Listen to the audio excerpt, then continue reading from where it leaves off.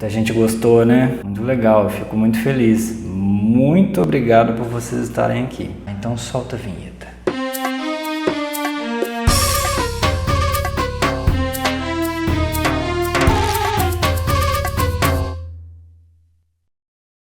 Vamos lá, nova semana. Nesses últimos vídeos, nós temos tratado de assuntos muito importantes. E são assuntos que poucas pessoas têm coragem de expor, ou não têm sequer a mínima audácia em citar. E nessa última série do canal, Qual é o Verdadeiro Nome de Deus?, nós expomos alguns temas que são considerados como tabu na sociedade como um todo, também dentro dos sistemas religiosos vigentes, qual muitos de nós, ainda que somos o povo de Deus, ainda fazemos parte. E esses assuntos tão importantes que a gente vem tratando nesses últimos vídeos, especialmente nessa série, faz com que pessoas que têm algum nível dessas informações, e agora vocês já têm também, que elas tenham alguma dificuldade em realizar o seu ministério.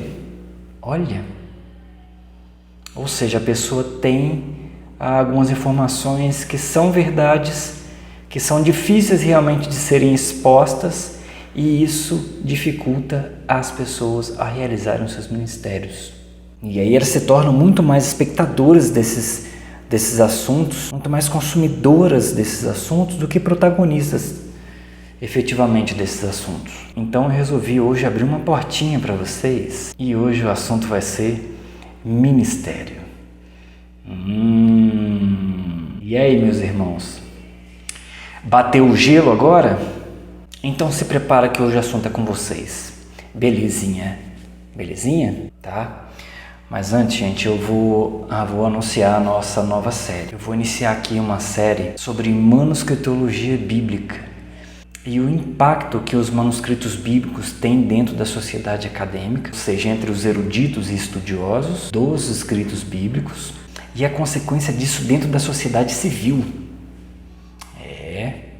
Pessoas têm religiões, e isso tudo é para dar uma ótica lógica, probatória de que a Bíblia é um livro especial. É um livro realmente especial em relação aos outros escritos tidos sacros, né? E aí nós veremos, é claro, não tem como deixar de citar, veremos um pouco sobre religiões.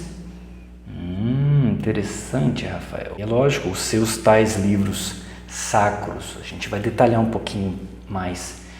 E aí vamos conhecer a cultura desses povos que adotam essas religiões, para a gente poder dar uma comparadinha com a nossa cultura, para inclusive vermos se nós estamos seguindo a cultura hebraica ou se nós estamos seguindo a cultura brasileira, ou então a cultura ocidental como um todo. Vamos ver sobre a cultura hebraica, se ela é uma cultura ocidental. Israel é um país oriental? Se ele está no Oriente Médio, sei não, hein? Israel acho que é um país oriental. Então aqui também está um presente para vocês, nessa série, nessa nova série. Assim como foi na série Qual é o Verdadeiro Nome de Deus, estarei introduzindo assuntos extremamente relevantes que podem fazer com que você, meu irmão de fé, tenha uma visão muito mais abrangente sobre todos os assuntos que circundam as Escrituras Sagradas, que circundam o nosso Criador e que circundam o Messias. Além de tratar, é lógico, dos assuntos diretamente sobre o Criador, sobre as Escrituras e sobre o Messias. E eu espero que na série passada eu tenha atingido essa meta de poder trazer assuntos, novas visões sobre coisas que a gente não está acostumado a conversar no nosso dia a dia, muito menos expor isso na internet, ou expor isso publicamente. Assumir o papel, assumir o carão de expor isso publicamente. Porque aqui, meu irmão, eu recebi o chamado e eu não recusei não, tá bom? Um exemplo claro disso é que eu poderia muito bem ter feito uma exposição simples sobre uma forma de figura tabelada sobre qual é o versículo onde se encontra o nome do Criador, qual é a sua pronúncia baseada no que eu acredito, tá? E talvez eu colocasse ali uma ou duas pronúncias a mais, como eu coloquei, como eu expus também, basicamente 3 pronúncias do nome do Criador, e ter levado essa informação assim mesmo. Mas eu intronizei assuntos extremamente relevantes para o nosso cotidiano, porque são assuntos que tangem a prática dos serviços sagrados que são feitos aí através das diversas religiões que tem no mundo, das quais vamos falar também muito nessa série, e que essas religiões elas têm influenciado o povo de Deus, fazendo o povo de Deus se dividir, né?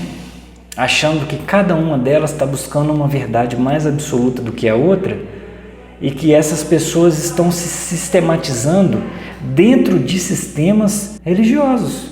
E eu, sabendo que o assunto de manuscritologia é um assunto enorme, e sempre foi, porque a cada vez mais a academia tem feito descobertas, os nossos irmãos arqueólogos, e cada vez mais essas informações estão chegando ao público leigo. Porque há uma coisa diferente entre você descobrir um achado arqueológico e você publicar esse achado arqueológico, que muitas vezes são particulares, são governamentais, são particulares, são financiados por pessoas que, quando têm essas informações em mãos, não necessariamente elas passam do dia para a noite essa informação para o público. Então a gente sabe que tratar de manuscritologia é muito importante, porque afinal, vai que a Bíblia não é um livro de Deus, vai que Deus nem existe, tá? Então 2 vídeos foram feitos lá no início do canal, tratando exatamente sobre esses assuntos, sobre a possível existência ou não de um criador da matéria, e sobre qual seria exatamente o livro.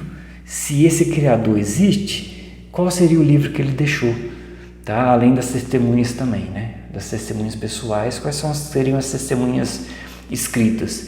Só que foram 2 vídeos muito curtinhos, onde eu ainda não tinha muito esse aspecto bibliográfico, revisionista, esse aspecto acadêmico dentro dos vídeos. Foram vídeos de lógica, basicamente. E a lógica já ajudou muito. Eu citei ali 1 ou 2 fontes no segundo vídeo. No vídeo 1 eu não citei fonte nenhuma, foi um bate-papo, praticamente um bate-papo. Então são assuntos, são vídeos que merecem a atenção. Apesar da formatação do vídeo estar muito ruinzinha, né? A fotografiazinha no meio ali está muito pequenininha. Mas às vezes você pode botar um fone de ouvido, fechar o olho e entender o que está sendo falado ali. E falar em fone de ouvido, assistam os vídeos com fone de ouvido sempre. Porque quando a gente falar do grego, quando falar do hebraico, quando falar do aramaico, a gente vai falar numa fonética que talvez faça uma diferença você ter um fone de ouvido, e às vezes isso se contrapõe ao ambiente barulhento que você possa estar ouvindo os vídeos, tá? E eu não sou nenhum editor de vídeo profissional, então eu estou aprendendo muita coisa, inclusive sobre áudio. Apesar de eu ser músico, mas eu ser músico... Ser músico significa ser instrumentista. Significa ser um bom gravador e editor musical. Tá, e voltando ao assunto, a manuscritologia ela parece um assunto muito chato, mas ela é um assunto tão importante que eu faço essas menções de outros subtópicos, de outros assuntos que tangem, nesse caso, a manuscritologia e a religiões, e também a livros sagrados, como eu fiz na série Qual é o Verdadeiro Nome de Deus, e que esses subtópicos, no caso do vídeo de hoje, vai colocar vocês, homens, você e a fé de vocês em xeque. Porque essas informações que eu vou trazer hoje pode fazer com que todo o conhecimento que vocês estejam adquirindo sobre as escrituras sagradas e sobre os assuntos que tangem as escrituras sagradas sejam colocados à prova. A tua fé seja colocada em prova, baseado no que eu vou falar aqui hoje. Porque você, por muito saber e por muito guardar, pode perder a tua fé por pouco ensinar e por pouco falar. Tá? Eu acho que eu estou sendo bem claro aqui, mas eu vou chegar nesses detalhes desses assuntos hoje, no nosso vídeo de hoje, com o passar do tempo. Tá? E vamos lá. Aqui, homens, eu sei porque vocês não falam sobre alguns assuntinhos que ali desde 2015, 2014, alguns antes, né, desde 2009, 2012, assuntinhos interessantes e polêmicos que vocês vêm ali descobrindo, né, com a ajuda de outros irmãos que estão dando a cara tapa nas mídias sociais para poder expor essas verdades. Por que vocês têm vergonhinha de compartilhar esses assuntos? Eu sei por quê, tá? Vocês têm medo, seus medrosos, e também têm vergonha por vaidade, de estar do lado de um pecador imundo e nojento, ao qual você tem acesso por algum tipo de familiaridade, de proximidade com essa pessoa, mas não aproveita a oportunidade de bater o pé quanto ao que está escrito nas Escrituras, expondo o pecado imundo dele. Porque você alega ali, né, cheio de dedinhos, que você não quer polarizar a vida do cara.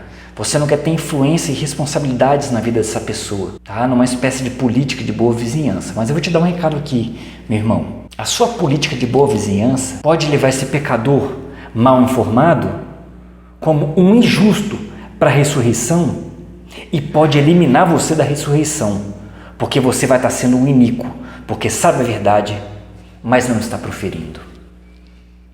Meu irmão, as Escrituras Sagradas são reveladoras e você não está entendendo o tamanho da sua responsabilidade. Tá? Porque a gente viu na série Qual é o Verdadeiro Nome de Deus, nesses assuntos, nesses pequenos assuntos que eu vou inserindo, que haverá a ressurreição dos justos, ok? Tem fé no Messias, praticam os mandamentos. Terá a ressurreição dos injustos, que são aquelas pessoas que leram a Bíblia, mas dependiam de pastores e padres, né? Uma senhora, por exemplo, depende de um pastor, de um padre para interpretar a Bíblia para ela, porque ela não sabe orar, ela foi ensinada a rezar desde pequenininha, e ela morreu sem saber muita verdade. Ela vai ter parte na ressurreição, mas quando ressurgir, vai ter que praticar as leis e mandamentos. Tá? E agora tem um grupo de pessoas aqui, ó, que não vão ter parte na ressurreição, são os iníquos. Nós vimos o significado de iníquo naquela série inteira, presenteada com pequenos assuntinhos dentro do nome do Criador. Tá? E lá nós vimos uma definição técnica e acadêmica sobre o que é a palavra iniquidade. E vimos que iníquo era aquele que transgredia a lei. E nós vimos, tecnicamente, que o pecado, a definição de pecado, não agora no dicionário mais, mas na Bíblia, é a transgressão da lei. Então, o cara que transgride a lei, ele é um iníquo, tá? E o iníquo não tem parte na ressurreição. Cuidado por não abrir a sua boquinha para o seu amiguinho, imundinho, torcedor do Flamengo, comedor de carne de porco, tá? Que vai ali no Maraca, ali, ó, 60 mil pessoas ao sábado, ver uma semifinal de campeonatinho. Tá? Sobre essas definições do que é iniquidade, do que é isso, do que é aquilo, que nós vimos nos vídeos anteriores, eu vou considerar como um assunto concluído. Tá? Tem que ser voltado lá, tem que ser estudado, tem que ser analisado, inclusive com forma crítica ao que eu falei, para que eu também possa crescer junto com o estudo de vocês. Uma vez que eu fale uma besteira, eu tenho que ser, no mínimo, alertado. Tá? Se possível, corrigido e com uma correção de base bíblica, de base verídica, de base técnica, ou seja lá, de base espiritual também. Tá? Mas eu vou dar essa definição de iníquo e sobre o que é o pecado e sobre o que são as leis como assuntos encerrados. Mas voltaremos sempre que for preciso também, não se preocupe. Nós veremos em detalhes sobre a ressurreição, mas no momento à parte, que é um assunto muito delicado, envolve salvação. Envolve a salvação futura, envolve a vida eterna e envolve o período milenar, que é o governo do Messias pós-Apocalipse. Então a gente precisa falar sobre outras coisas antes de falar sobre a ressurreição. Aguardem ansiosamente. Não estejam ansiosos por coisa alguma, nem pelo que comer e nem pelo que vestir. Leiam as Escrituras, está tudo lá já. Só que tem que ler. E agora vocês querem saber por que vocês não gostam de falar verdades em público? Tá, então vamos lá. Então olha aí, ó. Número 1. Vocês podem se considerar pessoas sem informação suficiente para construir uma linha de raciocínio eloquente que esteja no mínimo acima do pensamento mediano. E olha que o pensamento mediano sobre as Escrituras Sagradas, de forma geral, tanto aqui no Brasil quanto fora, é muito baixo, porque o ateísmo e outras linhas de vertentes, ou que são agnósticas, ou que são deístas, né, que acreditam até em Deus, mas acreditam que Deus está longe, elas têm um conhecimento muito raso sobre as Escrituras Sagradas. Então, qualquer conhecimentozinho técnico a mais sobre definições formais bíblicas que você tenha, já é um ponto positivo que você pode ensinar para uma pessoa abaixo. Viu? Peguei você. Essas pessoas, elas não têm, até mesmo as que têm fé, elas não têm conhecimento nem literal daquilo que está escrito ali. Elas não sabem contar a história do que está acontecendo ali em Gênesis 1 e 2 e 3, por exemplo. Gênesis 1, 2 e 3, todo mundo já leu pelo menos 100 vezes Gênesis 1, 2 e 3. Vou começar a ler a Bíblia esse ano. Esse ano eu vou. Aí você começa a ler 10 vezes e para. Até as pessoas que leem rasamente, elas nem lembram o que está escrito lá em Gênesis 1, 2 e 3. E aí a gente viu lá no vídeo número 1 do canal sobre a existência de Deus, a possível existência ou não de Deus, que o verbo no hebraico formar e o verbo criar são coisas diferentes. Tá? Elas estão em raízes diferentes. Então, e aí tem muita gente, né, teoria da dupla criação, né? Primeiro Deus criou, tá? Criar, né? Colocar na cabeça, casa, cabeça, força. Colocar na cabeça, criar. Primeiro Deus criou, depois ele formou as coisas, tá? Essa é uma visão particular minha. Talvez você não encontre isso nem no Talmud, que é gigante. Tá? Então, as pessoas elas não estão preparadas nem no nível literal, muito menos no nível espiritual. Elas não têm essas informações. E você talvez tenha uma informação a mais que você esqueceu de compartilhar com o teu amigo na hora do café, na hora do delicioso cafezinho. Que delícia! Tá? E você não abre a sua boca por medo de errar. Você desconsidera as orações que você faz pedindo o Espírito Santo para que o Espírito Santo esteja com você, homem, varão, e esteja com tua família também. E vocês já estão guardando alguns mandamentos, por exemplo, guardando o sábado, né? Enfim, evitando carnes impuras, quais não são alimentos, a gente já viu também. Enfim, praticando as leis e mandamentos, e você está esquecendo de abrir a boquinha. Vai à luta, meu irmão. Vai lá. Faz seu ministério, cara. Olha para o teu lado aí agora. O teu conhecimento pode ser maior do que a pessoa que está sentada aí com você. Ensine a ela, tá? E aí, isso leva a, como a gente já mencionou, você ter receio de críticas, né? Ser criticado por possíveis pensamentos bíblicos que na sociedade moderna são considerados como obsoletos e ultrapassados, ou seja, que não tem serventia prática nenhuma. E que você sabe, pelo contrário, que essa possível obsolescência, por falta de prática, por falta de uma incumbência prática dessas leis, de uma aplicação ali civil dessas leis, é uma mentira. Porque você mesmo já pratica alguns mandamentos, mas tem vergonha de dizer ao outro que faz isso, tem vergonha de dizer para o seu chefe que você não é adventista, que não vai se converter ao adventismo, mas que você tem direito de guardar o teu sábado, mas não quer também, vai que você é demitido, né? Porque você não tem papel ali da igreja adventista, né? Tá? E tem medinho de perder o teu emprego. Porque a gente já viu que os mandamentos, eles não foram extintos, tá? Também considero isso como assunto encerrado. Já provamos isso também nessa série sobre qual é o verdadeiro nome de Deus, tá? E você tem medo de usar dessa firmeza, dessas palavras, desses termos bíblicos edificantes, que são palavras firmes. Não, contudo, são arrogantes, mas são firmes quanto à revelação de uma verdade, que ali no meio comum são tratados como palavras duras, que pode gerar um pensamento crítico, tá? Pejorativo aos que pensam biblicamente, tá? E o que pode afastar as pessoas de um possível ministério por receio de críticas. Esse é o tópico 2. E aí já emenda no terceiro item aí, que seria o medo da negação, tá? Tá junto com o tópico 2 aí, o medo de que todo o teu serviço ao Criador seja mal recebido e até mal visto também pelas pessoas que estão ao seu redor. Pessoas que não têm o dom da fé, conforme Efésios 2:8 também, na série já provamos isso também, assunto encerrado. Efésios 2:8 diz que nós recebemos a fé do nosso Criador, nós não temos isso por conta própria, nós não temos a fé por conta própria para que não nos autoglorifiquemos. Belezinha, belezinha? E que a má recepção das pessoas a vocês, ou seja, a negação que elas teriam ao que você tem que falar, essa objeção pode desanimar um servo do Criador, mostrando que ela ainda não entendeu o chamado dela, tá? Achando que não é a hora ainda, ou com medo de queimar a tua imagem, tá? E a negação, ela faz parte. Nem todos aceitaram os Messias, não é judaístas, tá? Mas os nossos irmãos judeus irão aceitar e irão sair dessa religião babilônica. E aí entra no próximo item, vaidade.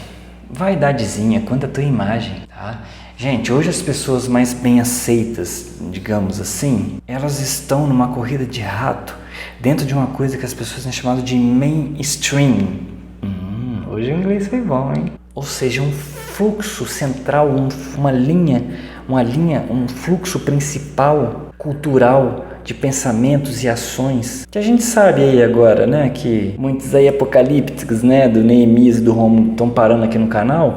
A gente sabe que esse mainstream tem pensamentos de agendas globalistas, né, o mundo mais verde, uma cultura da religião verde lá, mencionado também nas pedras guias da Geórgia também, e aí é misturado junto com essa postura politicamente correta dessa linha central, desse mainstream, onde as pessoas, elas de forma geral, elas evitam excessos no comportamento. Então, como que essas pessoas do mainstream que têm pensamentos mainstream fariam um ministério colocando a cara a tapa em falar verdades bíblicas que devem ser expostas como assuntos fundamentais e primordiais mediante pessoas que estão nos sistemas religiosos que não estão entendendo as escrituras conforme ela é.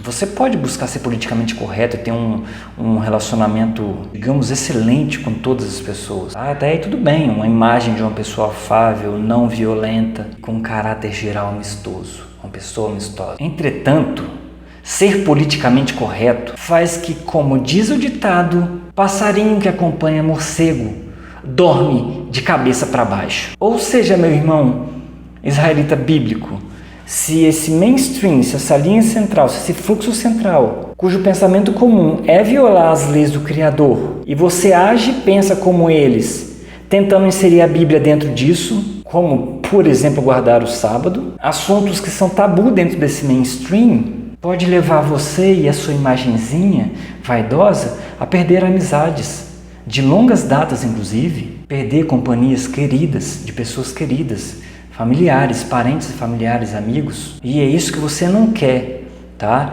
Em detrimento à sua imagem estereotipada como um bom menino, que você não quer que essa imagem se torne antiquada e obsoleta. Você quer que as pessoas se lembrem do que você era antes do conhecimento bíblico. Mas você dentro do seu coração sabe que você não quer essa nojeira mais para você. Você sabe o quanto você era imundão quando você se relacionava com esses amigos da onça que não querem tua presença mais. Porque esses caras, esses amigos da onça, vão distorcer a sua imagem. Uma distorção que talvez você não queira transmitir. Uma distorção que está dentro da cabeça deles, mas que você também talvez tenha se infectado por não querer transmitir uma possível distorção para ter uma maior aceitação social de pessoas que não estão nem próximas ao Criador. Pensa nisso. Na hora de você negar a fazer um ministério por causa da tua imagem, não só pela negação, não só pela sua falta de informação, tá? E não só pelo receio de críticas, mas também pela tua própria vaidade. Você fica parado, esperando o pastor falar besteira na tua orelha para ver se você aprende alguma coisa, tá? E aí já entra no próximo item, ó. Tá? Pessoas proibidas, expressamente proibidas, de levantar algumas questões bíblicas primordiais, como eu já mencionei, que elas são fundamentais para um correto entendimento do que está escrito nas Escrituras, e que são picotadas e cortadas, passadas por cima, informações básicas que são passadas por cima, dentro desses sistemas religiosos, dessas instituições, dessas denominações, como você queira compreender o que eu estou falando, por receio de perderem credibilidade. Então você é músico na igreja, Rafael? Tá? Então você é o cara da internet que faz aí da sua sede o relacionamento social dentro do Instagram para poder, digamos, angariar mais adeptos para ficar pagando dízimo lá dentro do seu templo, e seu pastor está rindo de você e te paga um saláriozinho, lá uma ajuda de custo ali, um negocinho, um faz-me rir ali, enquanto ele mesmo está andando de carrão e relogião lá, e olhando de cima e embaixo a tua gata da tua mulher, e você se acha maiorzão aí, no musicão da igreja aí, e o pastor está ali, ó. Você tem um instrumento musical, ele tem um carro, e o instrumento que você toca ali é da igreja, não é seu. Porque pessoas que têm relacionamentos, vínculos trabalhistas com a igreja, vamos botar assim, né? Não existe vínculo trabalhista legal com as igrejas. Eu até, na verdade, não sei disso. Mas as pessoas que elas têm vínculos de salário com a igreja, elas não vão expor essas questões primordiais e fundamentais para o estudo das Escrituras. Tá? E é por isso que algumas religiões não têm papa. Tá? Por exemplo, aí eu bato palma para o judaísmo, eles não têm um rabinão central, tá? Eles não têm um papa do judaísmo lá. São pessoas que ao longo de séculos, eu posso dizer ao longo de milênios, estão pensando sobre o que as escrituras tratam. E aí pensam até demais também e dão uma viajadinha, né, meus irmãos judaístas? Tá? E por isso existe aí esses livros aí de vocês, que vocês dão essas viajadas e muitas vezes acertam também com pensamentos lindos, entretanto outros pensamentos que não têm base bíblica nenhuma. Tá? E aí você cristão que está lá dentro do sistema religioso vinculado, vai você falar alguma coisa aí, manda seu pastor aí guardar o sábado, se ele não for adventista, ele vai rir da tua cara, já foi extinto os mandamentos, tá? O Messias aboliu os mandamentos. Aí você prova lá no texto que o Messias não aboliu o testamento, fala, não, mas é que ele veio cumprir os mandamentos. Aí você vai lá, mostra no dicionário que cumprir significa realizar, praticar os mandamentos, ele não tem mais o que falar para você, mas ele vai te tirar dali do teu cargo, tá? Cuidado com a tua mulher, tá? Você já não vai ser mais um músico da igreja, tá? Já falamos muito sobre esses comportamentos dos pastores inflamadões aí dentro da série passada. Beleza? Então voltem lá e assistam. E aí vamos entrar no assunto aqui, ó, também diferentinho. Uma grande massa de pessoas tem utilizado as mídias sociais de forma geral para realizar trabalhos, pôr ideias, ensinar matérias, disciplinas. Tem usado, é lógico, a mídia social para poder pregar a palavra do nosso Criador e a palavra do Messias. Até aí, ok. E há pessoas que até entendem realmente do que estão falando ali. Elas são peritas ali, né? Sem diplominha da universidade, mas elas são peritas em alguns assuntos. Eu acho que eu tenho algumas coisas aqui que eu sou perito. E não tenho diploma, não. Mas também tem pessoas que ainda estão aprendendo, no processo de aprendizado. Tem as pessoas que ensinam o que não sabem. Isso aí é uma loucura. E já passa a ser uma loucura também no limite. E há também um grupo de pessoas que misturam isso, né? Por exemplo, eu sei de alguns assuntos, mas não sei de outros.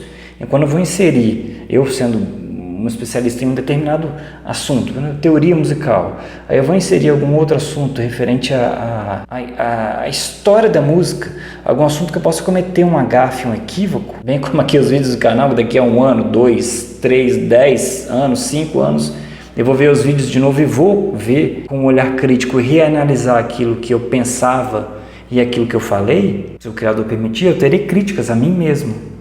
Então tem pessoas que elas misturam esses níveis de informação, e no caso de informações que tangem as escrituras sagradas, se você sente que você recebeu o teu chamado, mas mesmo assim você tem buscado um comportamento pessoal médio, ali do mainstream, e não tem coragem de expor essas questões primordiais e fundamentais, por medo de não ter visualização, de receber crítica, receber essas negações, seja por vaidade, seja por medo de esquecer de ter dado alguma informação ou errado alguma informação, evitando assuntos que são impopulares nos meios religiosos, e não for uma pessoa resiliente em tentar novamente, aprender a receber um não e levar isso como um aprendizado, sem deixar que o medo de se passar por radical tome conta de você, porque são assuntos primordiais e fundamentais que não pode ser deixado para lá, alegando que não estão prontos ainda e você não foi chamado ainda. Eu tenho uma pergunta para você, meu irmão. Será que você não pode ensinar nada? Será que você ainda não foi realmente chamado? Será que você acredita que você não foi chamado, mas de alguma forma você foi chamado?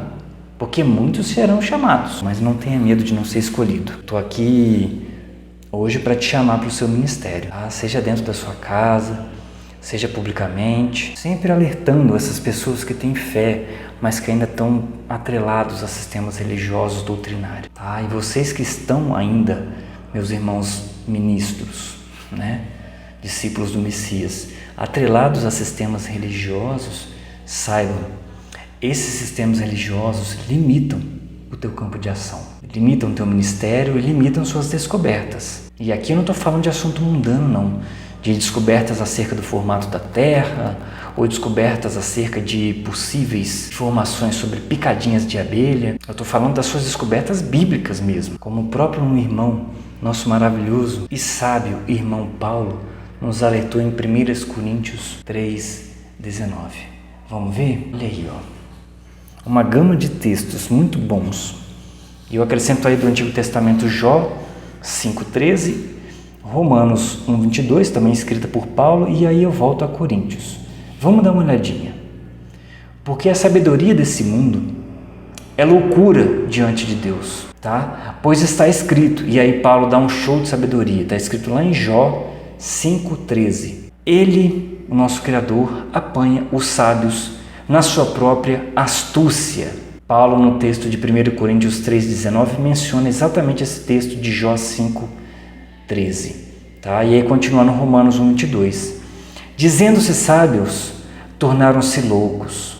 Paulo menciona aos Coríntios que o Espírito Santo revelou a ele que destruirá a sabedoria dos sábios, a inteligência dos inteligentes. E aí levanta uma questão, ó. Onde é que está o sábio? Porventura, não tornou Deus loucura a sabedoria deste mundo? Cadê o sábio? Não tem, cara. Não tem mais sábio, não. Tá? Eu não preciso dizer muita coisa, o texto está claro. Mas eu vou dizer uma coisinha assim. Você, meu irmão, pode até entender das coisas desse sistema de coisas, das coisas desse mundo. Isso faz parte do seu meio. É natural. Olha para o lado, não tem problema. Veja o que tem do seu lado. É uma prevenção à tua saúde também. É uma prevenção à tua segurança também.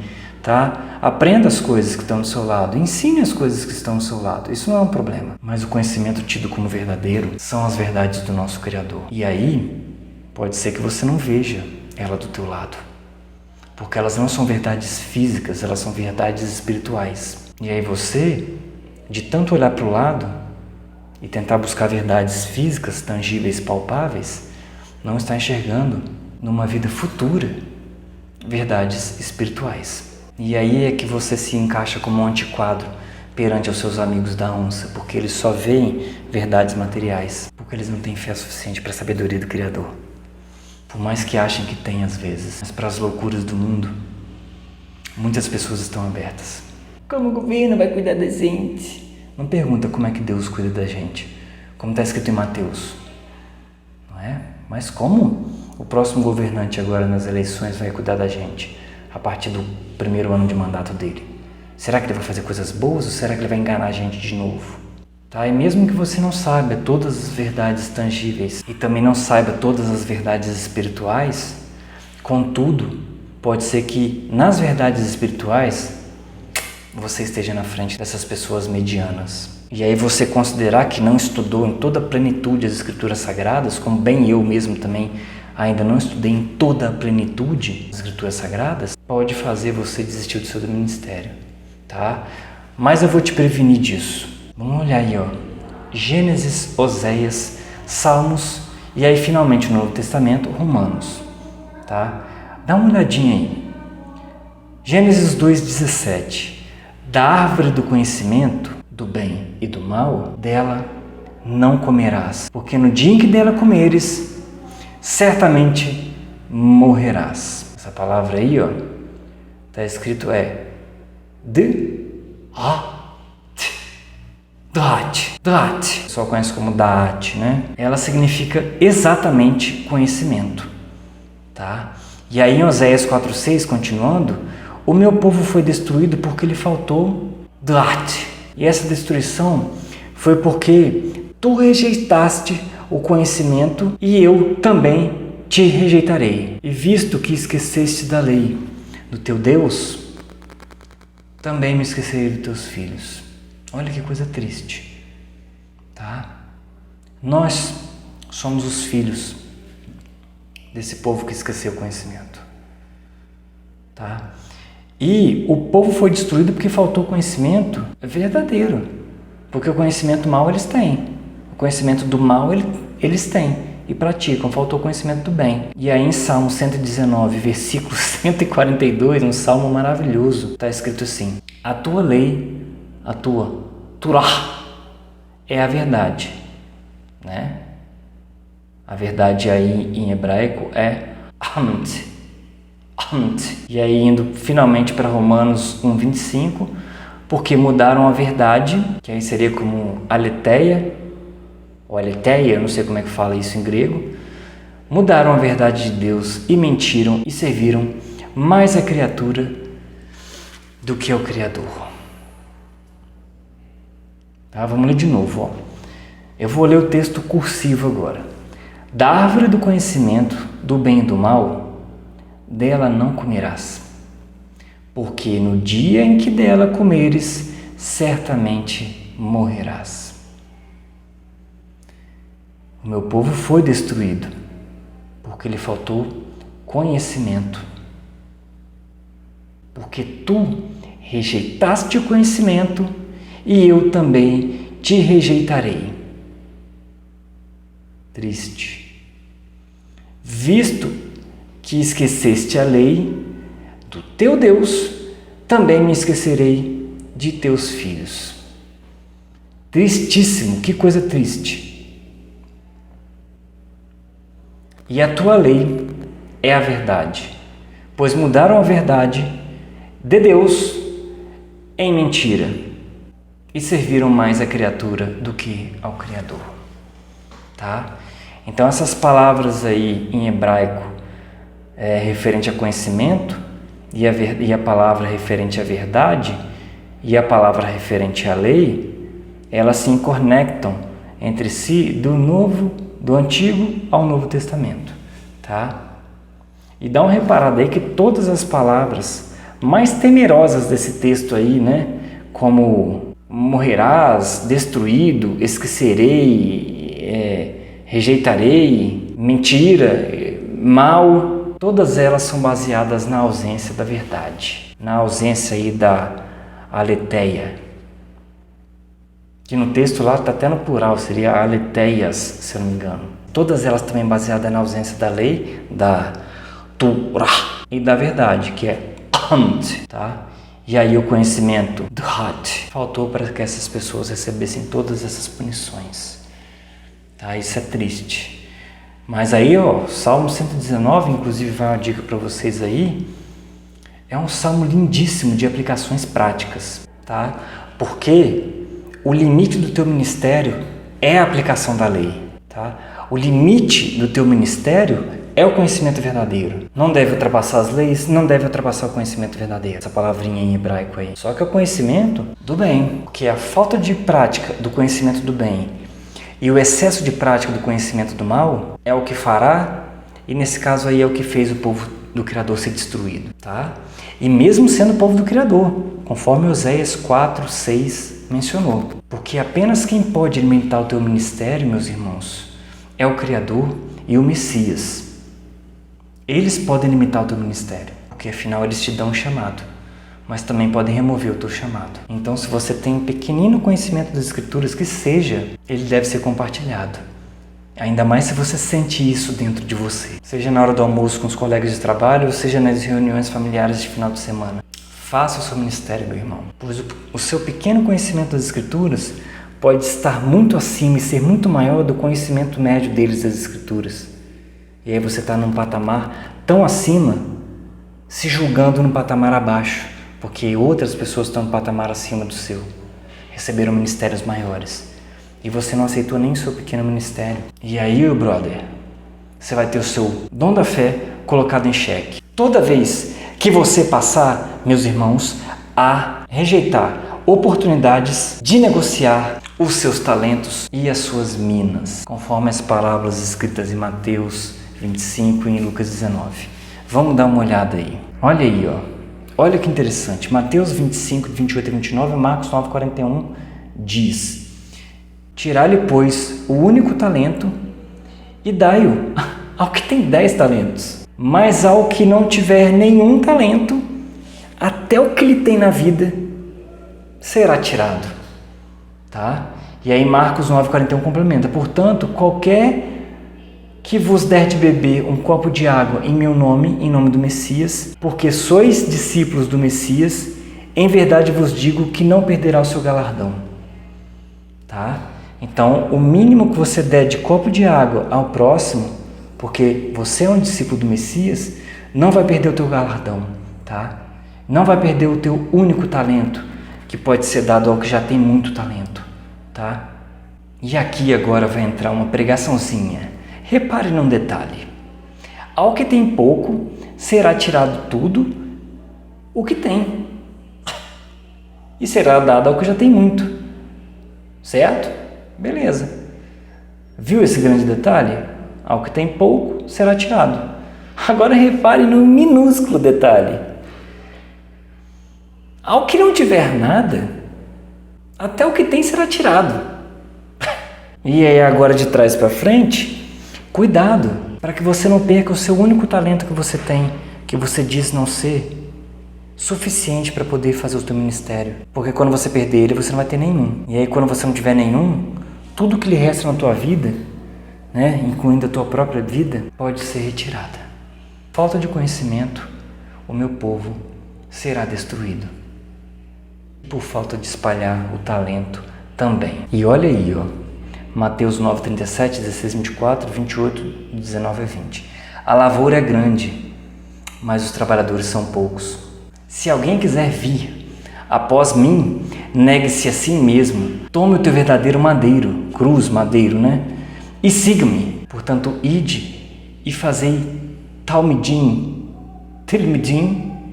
em todas as nações em meu nome. E algumas versões aí estão batizando em nome do Pai, do Filho e do Espírito Santo. Mas vamos ver um pouquinho sobre isso também. Ensinando-os a observar todas as coisas que eu vos tenho mandado, e eis que estou com vocês todos os dias até a consumação dos séculos. Ou seja, a lavoura é grande e os trabalhadores são poucos. Não se preocupe, o Messias estará com a gente até o fim dos séculos. Negue a tua vida, pega o teu madeiro, pega a tua cruz e vá lá fazer discípulos, talmidim, em todos os cantos da terra. É uma ordem. Tá? Eu vou pegar a Bíblia de Jerusalém aqui, essa Bíblia aqui, ó. É uma Bíblia tida como Bíblia de estudos, né? E vamos lá para Mateus 28, 19 e 20.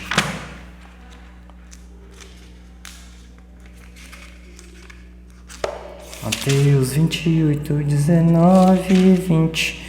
Ano de eleição, musiquinha eu vou tocar. Ei, paciência para essas musiquinhas. Tá, Mateus 28. Não dá pra ler, tá? 19 aqui, ó. Ide, todo o poder me foi dado no céu sobre a terra. Ide, portanto, fazer que todas as nações se tornem discípulos, batizando-as em nome do Pai, do Filho e do Espírito Santo. Aí tem uma nota C. A nota C diz assim: é possível que, em sua forma precisa, essa fórmula reflita influência do uso litúrgico posteriormente fixado na comunidade primitiva tida cristã, né? Sabe-se que o livro dos Atos fala em batizar em nome de Jesus apenas, tá? Conforme Atos 1:5 em diante e 2:38 em diante. Mais tarde, deve-se ter estabelecido uma associação do batizado a 3 pessoas, a famosa Trindade, mas não era o original. E ele conclui: quaisquer que tenham sido as variações nesse ponto, a realidade profunda permanece a mesma. O batismo une a pessoa ao Messias, ao Jesus Salvador. Ora, toda a tua obra salvífica procede do amor do Pai e se completa pela efusão do Espírito Santo no nosso corpo. Ok, agora alterar as escrituras não dá, tá? Então tem uma notinha de rodapé aqui, ó, que não vou conseguir de jeito nenhum focar, tá? Mas ela fala sobre isso aí, ó. Página 1758, quem tem a Bíblia de Jerusalém. Tá? Então, batizar em nome do Pai, do Filho e do Espírito Santo não é o texto original. Por isso eu coloquei a tradução do nosso irmão Saul Benzion. Tá? E aí, para finalizar, porque hoje o objetivo não é esgotar o assunto ministério. Afinal, nós estamos numa série sobre manuscritologia bíblica. Batizar em nome do Pai, do Filho e do Espírito Santo não é o texto original. Nós estamos numa série sobre manuscritologia bíblica, mas é importante que nós lembremos de outra ordem, além dessa que nós vimos. Você pode chamar de ordem ou comando dado pelo Messias, de que é o seguinte, ó: se vós permanecerdes na minha palavra, verdadeiramente sereis meus discípulos. Tá? Tudo que o Messias falou, permaneça nisso e você será discípulo do Messias. É isso que você quer para a sua vida? Então permaneça nas palavras do Messias. E vai lá olhar se ele aboliu as leis e mandamentos. Não aboliu. Deu mais 800 além das 600 antigas. Já vimos isso, provamos tecnicamente isso na série Qual é o Verdadeiro Nome de Deus? Tá? E conhecereis a verdade e a verdade vos libertará. Opa! Textinho famoso. Conhecemos isso daí, né? João 8,32. Mas olha o que ele fala em João 8,31. Se permanecerdes na minha palavra, verdadeiramente sereis os meus discípulos. Belezinha, belezinha? Meio sem comentário isso, né, gente? E aí, olha, ainda João. Tudo isso são palavras do Messias.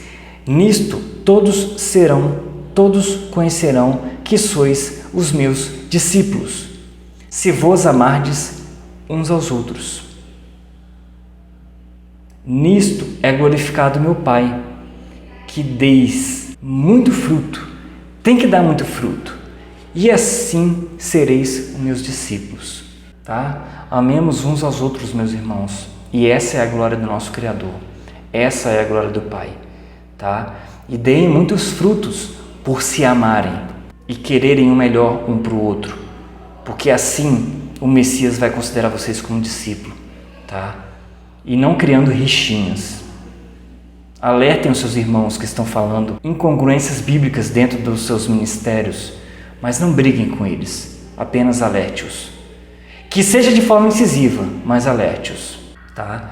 Porque, conforme Mateus 22, 37 ao 40, amarás ao Senhor teu Deus de todo o teu coração, e de toda a tua alma e de todo o teu pensamento. Este é o primeiro grande mandamento. Então, para a glória do nosso Criador, para que sejamos frutos das obras do Espírito Santo dado pelo Messias, nós temos que, antes de nos amarmos ao nosso Criador, tá? E os mandamentos 1 a 4 provam isso. E aí, completando e reforçando, o segundo mandamento é semelhante a esse: amarás o teu próximo como a ti mesmo, que tange os mandamentos 5 ao 10, e destes 2 mandamentos dependem toda a lei e os profetas. Que os profetas ensinaram bastante coisa, por isso que a gente deve estar atento a toda a Escritura, e não só aos escritos de Moisés, conforme muitos judeus assim fazem, tá bom? Então, esses 2 grandes grupos de mandamentos que resumem os mandamentos de 1 a 10 foi a respostinha que o Messias deu a um entendido fariseu da lei que tentou o Messias perguntando: Messias, Rabi, qual então é o grande mandamento das Escrituras, da Torá, das instruções, da lei? O Messias, ao invés de responder qual é o grande mandamento, ele deu uma resposta inteligentíssima, resumiu todos os 10 mandamentos em 2 grupos. Os mandamentos 1 a 4, que trata do nosso amor, mas não o nosso amor romano ao Criador, ao amor no sentido de estaremos com o Criador apesar de, tá? Apesar de qualquer coisa, estaremos com o Criador. Isso é uma prova de amor verdadeira. E essa prova é cumprindo os mandamentos de 1 a 4. E o segundo mandamento, que é amar ao próximo como a ti mesmo, são os mandamentos 5 ao 10, começando ali desde honrar pai e mãe e terminando lá por não cobiçarás ao teu vizinho e as coisas alheias dos outros, tá? E nós encerramos o nosso assunto aqui hoje. Todas essas são verdades desde o tempo do Messias, que o Messias passou aos apóstolos, os apóstolos fizeram discípulos e os discípulos fizeram discípulos através do Espírito Santo dado ao Messias após a sua morte, uma vez que ele já não estava mais aqui nem com os apóstolos. Tá? E essas verdades e essas leis bíblicas e verdades que tangem ao espectro teológico, filosófico teológico, que são assuntos às vezes pesados e polêmicos, mas que devem ser tratados como primordiais e fundamentais para retirar pessoas do engano, elas são tarefas incumbidas a nós agora, meus irmãos, porque elas afastam o povo escolhido pelo nosso Criador do Messias, que é o caso dos judeus, que não creem no Messias como resgatador, alegando que ele não veio, que ele ainda está por vir, e que o Messias que veio não cumpre os requisitos do Messias, tá? E enganando também, dentro do povo do Criador, aos cristãos e a outros, tá? Alegando que não é necessário mais seguir as leis e mandamentos. E aí o Messias nos prova com um exemplo claro, inteligentíssimo, agrupando em 2 grupos, tá? Os 10 mandamentos.